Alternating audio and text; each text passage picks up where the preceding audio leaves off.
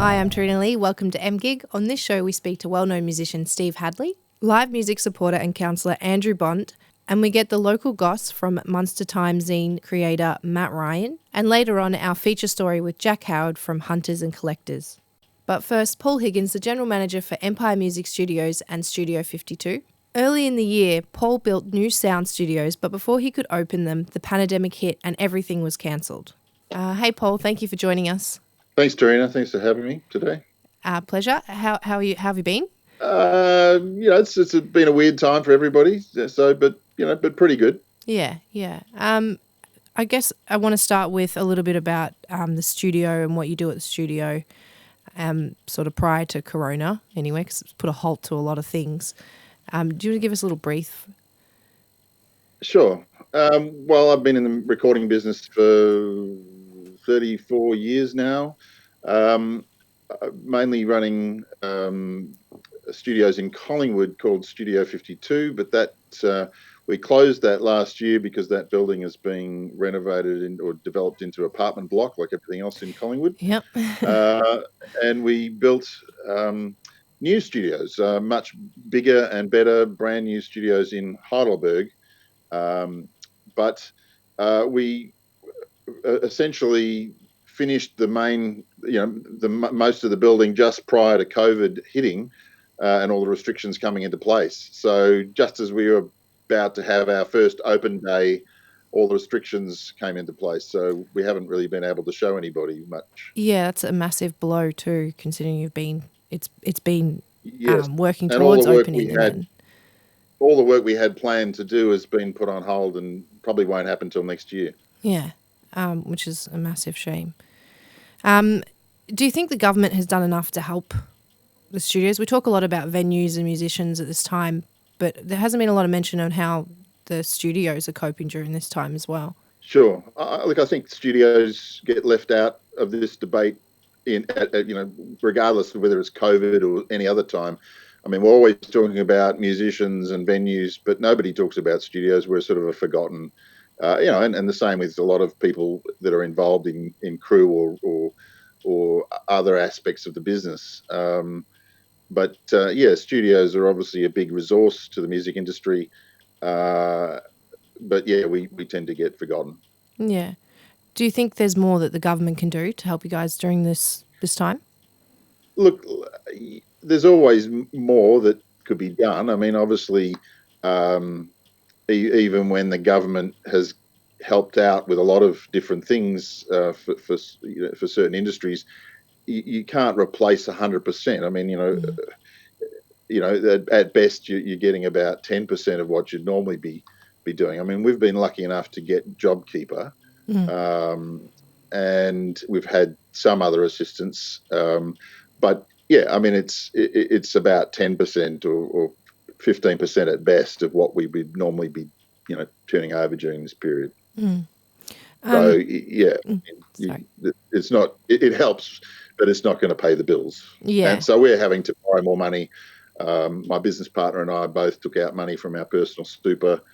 There's no way you can get through this without us all losing. We're all going to lose something. Yeah. It's going to take a long time to get back to where we were before. Do you think with all this that it's going to change how the music industry operates? Without a doubt. Yeah. I think there's going to be a lot of changes. I think people are going to. I mean, luckily, people are pretty smart in terms of adapting. I mean, we've seen that with all of the live streaming type things, but a lot of that hasn't exactly been profitable or money making. It's been a way of keeping in touch with fans and so forth, but it hasn't. It's pretty hard to monetize that stuff. Yeah. And like a lot of these things, a lot of those things work if you're already famous, or if you're already a big name or a celebrity, or with a major label. But I mean, for a lot of people who are just, relying on gigs to start out or to get known or just to make a living, that those things don't work unless you've already got a name. So, there's lots of people doing, live streaming, but nobody's watching. Yeah. The ones that are the big ones are being watched, but those people are already famous. So for up and coming and grassroots artists, I think it's a really difficult time. It's always difficult, but it's even more difficult than usual. I think that the changes people are going to have to make is they're going to have to be more intimate showcase type shows with small audiences. They're going to have to do different things and have different models, and probably have to charge more for the show. Yeah. Whereas up until now, people, most of the money is made from drinks over the bar. In a venue situation. So, there's going to be a lot less people. If they can't put 500 people in a room, then if it's 100 people instead of 500, then maybe they're going to have to pay 5 times as much to be there. It's important, I think, at least prior to Corona, with these venues and getting paid for gigs. A lot of the bands, that's how they get their money to pay to get into studios as well, to record the stuff, to get it out there. Sure. So, studios, doing it tough way before COVID. Yeah. So, and musicians are obviously were broke even before COVID. A lot of the time, it'd be great if the Australian government, generally looked at the arts like the Canadian government. I mean, there's a lot more investment in the arts and in culture in that scene, and that's why the music industry has been so successful in Canada. Thank you for joining us and sharing some of your thoughts on the situation. I hope the studio can get up and running soon. Sure. Well, I mean, our biggest problem was that, as I say, I've got an interest in the youth and area. Is we run a project called Cool Schools, which I know the one. We're usually recording about 30 albums at this time of the year. We're normally fully booked doing work with young people, about the age of 16, 17. Yeah. It's an original music project. We had all those school projects were put on hold because of the no excursion rule. So even though the schools are back now, we still don't know when they're going to be able to come and do those albums, because we don't know when they can actually have excursions. No. Even though our environment, as I say, we've got 1,250 square meters here, so we can have plenty of people in the building without any issues, breaking any laws. So we just don't know. Yeah, we just don't know whether it's going to happen this year or not. Yeah, that's such a shame, because I remember Cool Schools being such, it's one of those first sort of, all the kids that want to get into music, it's one of their first sort of steps into being able to learn about making music, producing music. Yeah, this is this 24th year of running. Yeah. So, hopefully the government thinks it's a good thing to get us to run it nationally again, like we used to in the Howard years. Yeah. Because it used to be funded by the Howard government nationally, but that fell off. But maybe the youth ministry will think this is a good vocational music opportunity that they could promote nationally again. Yeah, I think it would be important. Way of addressing. It would be super important at this time as well to, get all those kids back into music and not let it drop off. One of the things I think that's going to really change for studios is if people can't travel overseas. If you think about it, a lot of acts, both large and small, have recorded overseas in recent years. Either Nashville, LA, London, wherever you like. A lot of records have been made overseas. Now, maybe those records are now all going to have to be made in Australia. So maybe that work will come back to studios like mine, or all the other studios around Australia, rather than people recording overseas. So maybe that will be a good thing for the local recording scene. Yeah, I'm hoping that will be part of it. I think anything that brings more focus on the local scene and local musicians. I mean, if it comes to radio playing more Australian music, that's great.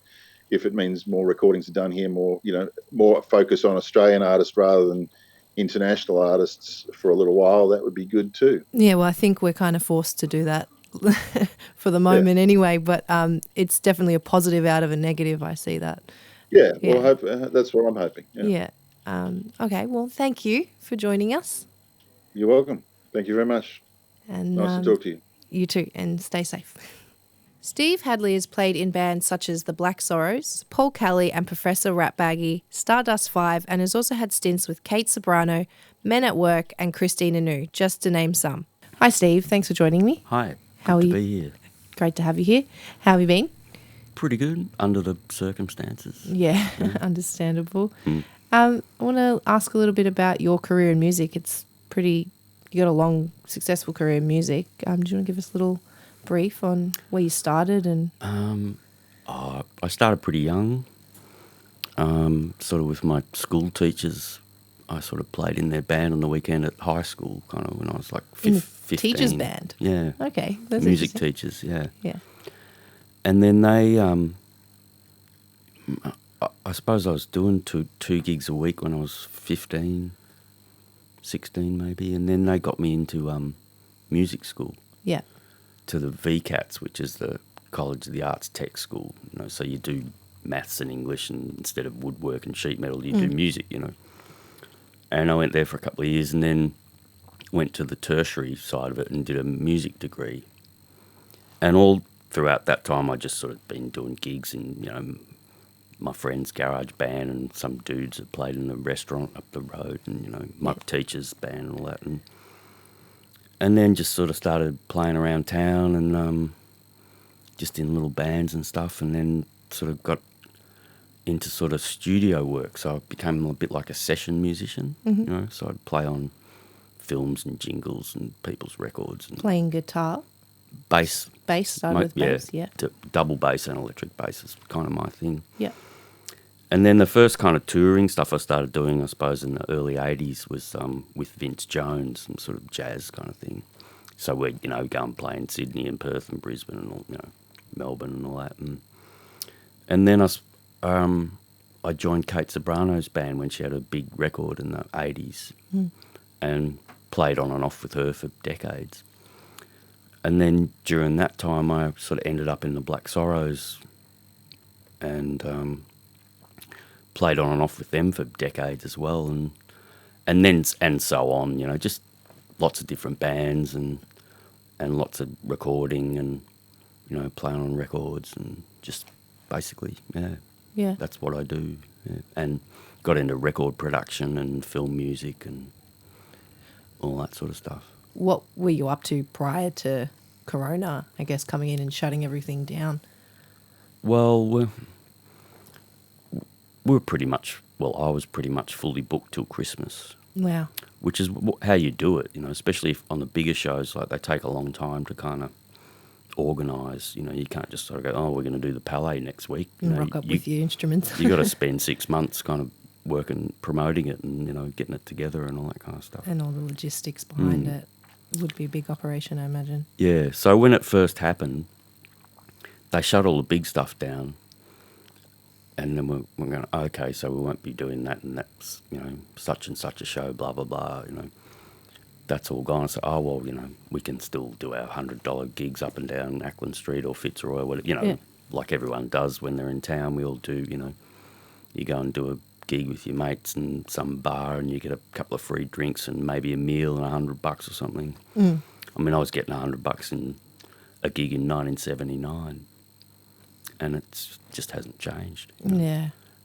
Which is, that's another story. But then, 24 hours later, they shut all the pubs down. So because I thought, we'll get by, do a few more bar gigs, whatever. Yeah. And then that all stopped the next day. So then it went from fully booked till Christmas to nothing overnight, basically. And having no clue when it would start up again. No. That's something also that a lot of people spoke about post-lockdown, is that they imagine we're probably not going to have the opportunity to go see a free gig. Once music does start back up again, I think there's a talk of, we're going to be paying entry door fees to get in, and there may be a lot more than what they have been prior, purely just to keep these venues alive and have enough to keep musicians playing. I don't know. Unless you're doing ticketed shows, how you because these free gigs, like bar kind of gigs that we all do all around Melbourne, all around everywhere. I don't know how you could just sort of start charging people. I don't know. Yeah, it's like you said, it's really unknown at the moment.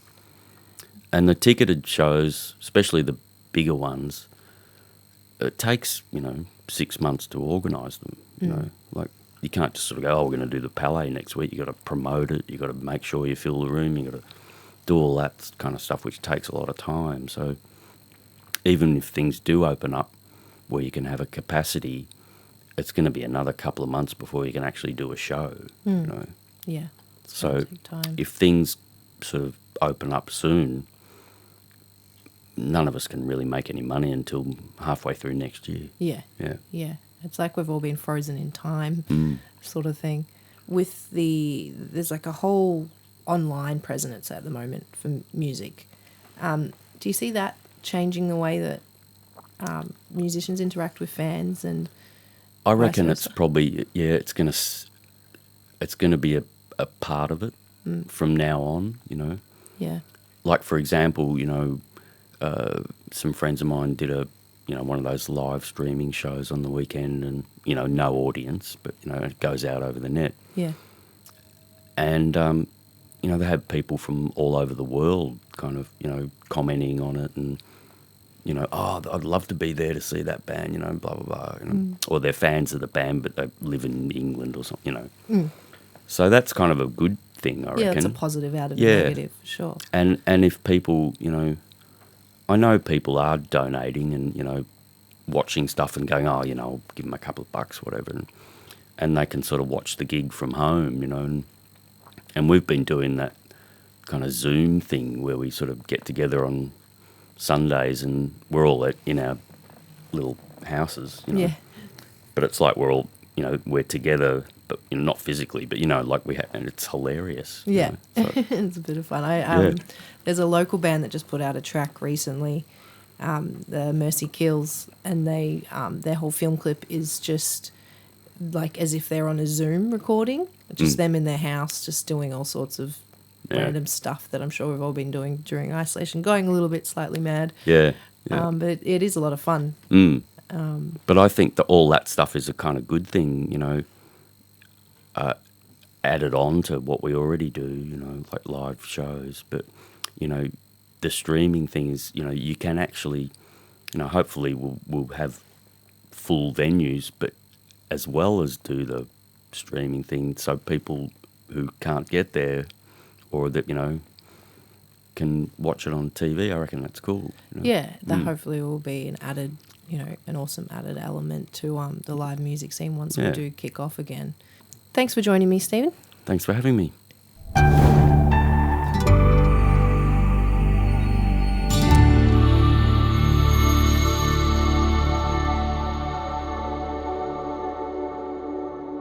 Andrew Bond is a councillor for the City of Port Phillip and supports live music. This includes help with the noise restrictions in St Kilda prior to the pandemic. Thanks for joining me, Andrew. Thanks for having me in. It's a pleasure. How have you been? Yeah, going well. A little bit wet outside, but glad to be inside here where it's certainly much warmer than it is out there on Fitzroy Street. Yeah, it's a traditional Melbourne winter day today. It's a welcome to winter day. Yeah, definitely. First, I wanted to start off by asking you, how important is the local music scene to yourself and to the community here? Look, the local music scene is very important to the people of St Kilda. It's probably the traditional home of live music in Melbourne. I think we've had or still have many of Melbourne's most iconic live music venues, from the Palais to the Espy to the Prince of Wales and a number of others that are around. So, yeah, I think we've got a really good, vibrant live music scene here in St Kilda. Along with, we've got the St Kilda Festival. That's a big one. We've got the St Kilda Festival is massive for St Kilda. We get somewhere between 400 and 440,000 people from all over Melbourne, and all interstate travellers as well come to the St Kilda Festival. It's great for local businesses. It's great for the live music scene. The council has done some economic benefit studies that shows that particular festival puts $26 million into the local St Kilda economy and a little bit more into the rest of Victoria, which is important for our businesses down here in St Kilda. For most businesses in St Kilda that do open on that day, it is their largest trading day of the year. So it's St Kilda Festival, very important for the local area. And you've had a bit of involvement creating also the parking spots that we have now at some of the venues for the musicians, the loading spots. Yeah, a few years ago, a local resident came to me with an idea to say that, it'd be great if we could do something to help musicians who they have a lot of equipment, and instead of lugging the equipment from wherever they can find a park into the venue, or double parking and risking a fine from the local council, who are very good at doing that. They came up with the idea that if we could convert the underutilised loading bays out the front to musicians' parking bays, and we could issue a musicians' parking permit, so that during the day that any loading or unloading that needs to happen for the business can occur, and then at night, when generally the bands are on, the loading bay is available for the musicians to park there and unload their equipment. And pleased to say we now have musicians' parking zone signs up outside the Espy and the Dogs Bar and the Prince of Wales and a few other venues around St Kilda. Yeah, which is fantastic. Yeah, look, it's great. It's a small thing. There's little or no cost to council, but it makes the task of playing live music in St Kilda just a little bit easier for those that have to lug their equipment in and out of the venues. Do you want to give me an idea of what it looked like prior to lockdown for the music scene here in St Kilda? I know we've sort of struggled with noise restrictions a little bit here and there. St Kilda's an area that's growing in population. There's a lot of development happening here. There are a lot of people moving into the local area. And as a result of that, there's always conflict between live music venues who have been here for a considerable period of time, and residents, both new and old, who move into an area and want to have the quiet enjoyment of their home without listening to the music. So that provides a dilemma for council, whereby we're the ones that have to go and investigate. And under the Local Government Act, every noise complaint is required to be investigated. And just because we're investigating a noise complaint doesn't necessarily mean that council believes there is a concern. We're just fulfilling our obligation under the Act. It is often a difficult situation. There's a law called the Agent of Change law, whereby if a pub or a venue has played music for a long period of time and someone moves in next door, it becomes the responsibility of the person who's moved in to alleviate the noise. Whereas if someone wanted to start up a new venue next door to a long-term resident, it would become the responsibility of the new venue to alleviate the noise. So there are laws in place to decide how we do resolve these conflicts between residents who want the quiet enjoyment of their homes and venues who just want to play a bit of music in their area. How do you see sort of the survival of the local music scene after lockdown? We've got running the risk of losing some of these venues as well at the moment. Do you have any suggestions for some of the venues as well that might be struggling? Yeah, we run the risk of losing not just our music venues, but a lot of our businesses across all of St Kilda and across all of Melbourne. This isn't a problem unique to live music or unique to St Kilda. There are businesses are going to struggle. They have a bit of uncertainty at the moment. They don't know exactly when they can open. They don't know exactly when they can resume with their live music programs as they did pre-COVID-19. So it is tough for businesses operating in this vacuum, but hopefully we're starting to see signs of venues reopening, of restrictions being lifted, and the venues can, in a very short period of time, hopefully we'll see them all come back out the other side of this stronger and able to operate the way they were previously. Thanks so much for joining me today. No, thank you for having me down here. It's been a pleasure.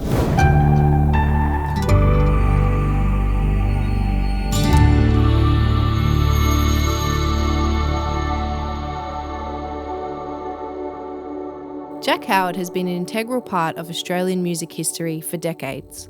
Playing trumpet for the Hunters and Collectors, Epic Brass and the Long Brothers, he has also played alongside Tex Perkins, UMI and the Violent Femmes, just to name a few. He is labelled as one of the great quiet achievers of Australian music and is the only trumpeter inducted into the ARIA Rock and Roll Hall of Fame.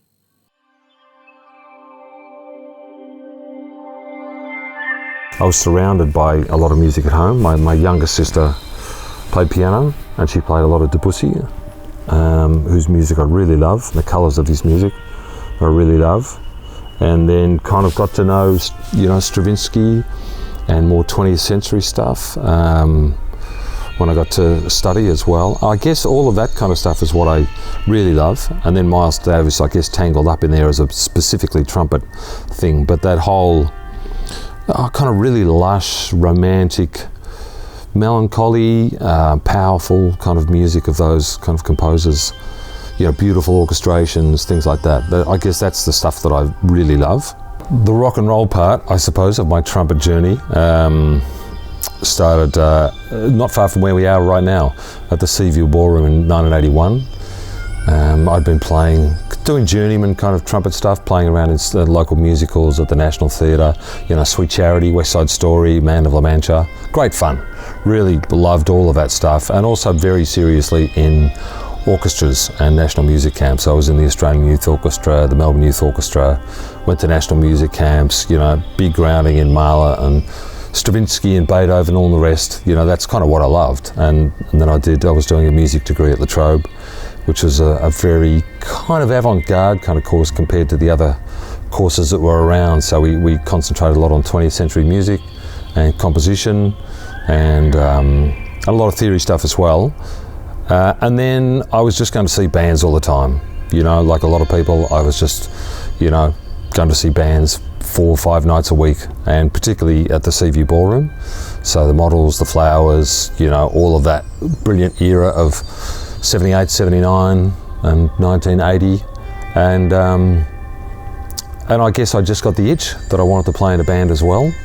I was a good trumpet player, but I was probably not the sort of like elite Melbourne Symphony Orchestra level. So I was playing and I was studying, but with no firm plan, probably teaching, if anything.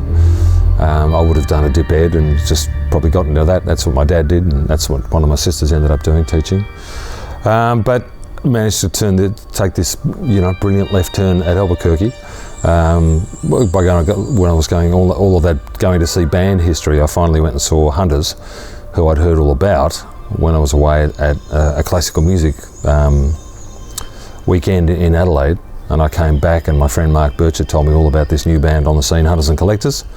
Went saw them at the Oxford, went and kind of spruiked myself a bit if you ever needed a trumpet player, and eventually I turned up at the Seaview Ballroom in August 81, and they were supporting The Cure. And I kind of had one song to play, and I tracked down Bryce Perrin, who was in a band called Equal Local, who was kind of one of their horn players at the time, and he showed me what to play, and I jumped up and played, and kind of never looked back really. From there I kind of started organising, writing horn lines and doing arranging. I kind of got other horn players that I'd played in the orchestras with, particularly Jeremy Smith and Michael Waters, who ended up being the long time, Hunters members as well. So that was the beginning, which was 1981, and it's just kind of gone on from there really. And post Hunters, it's just been, lots of everything really. My own stuff, playing with other bands, teaching. It's a rich and varied musical life so far.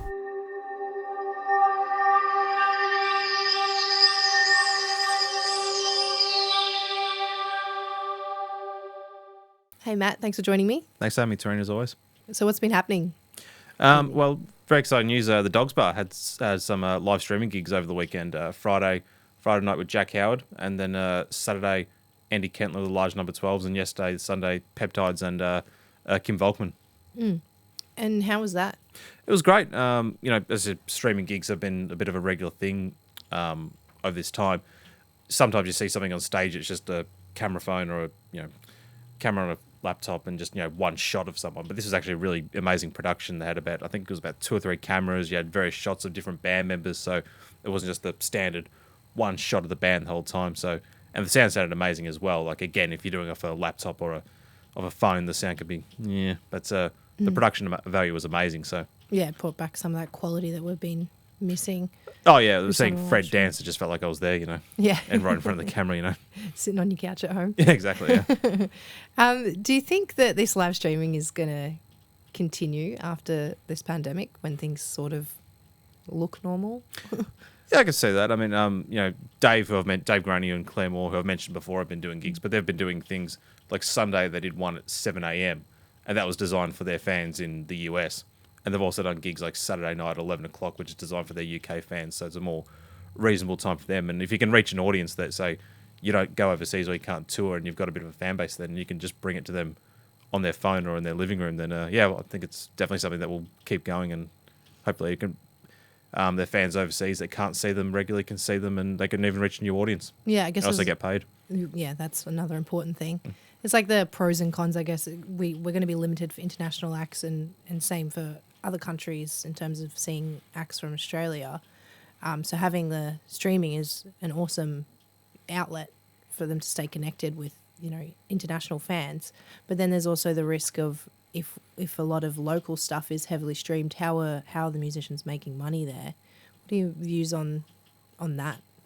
Yeah, that's a good point. And one thing about the streaming is that a lot of places, I think, like Stage It, you have to actually pay to get in, which I think is a great thing. And I think living around St Kilda, we're very lucky to have so many free live venues. But one thing about watching the streaming where you have to pay to get in, or even with Dogs Bar, you could watch it for free, but you could make a donation or really pay for, well, not really make a donation, just pay for the band's services. And hopefully that's something that we can, I think about 130 people watching the Dogs Bar performance on average, so hopefully those numbers will stay when the gigs come back, and hopefully people get in the habit of actually paying for gigs again, because it's a service, people paying their musicians giving their time, so hopefully they get an honest day's work, which they deserve. Just even a small donation, obviously, it's not necessarily going to fix all the issues that musicians and venues have had during this isolation, but something small, it always helps, doesn't it? Oh, so any amount's fine. I mean, just throw the bucket around, $5, really go, if everyone pays it, like I said, 150 people, 100 watching on Dogs Bar live stream, if everyone just donates $5, it goes a long way. Thanks, Matt, for joining us. Thanks as always, Tarina. And we'll see you next time. Look forward to it as always. That's all we have for this week. If you want to get in contact with us, send us an email at ideas@studioemedia.com.au. Thanks for watching. See you next time.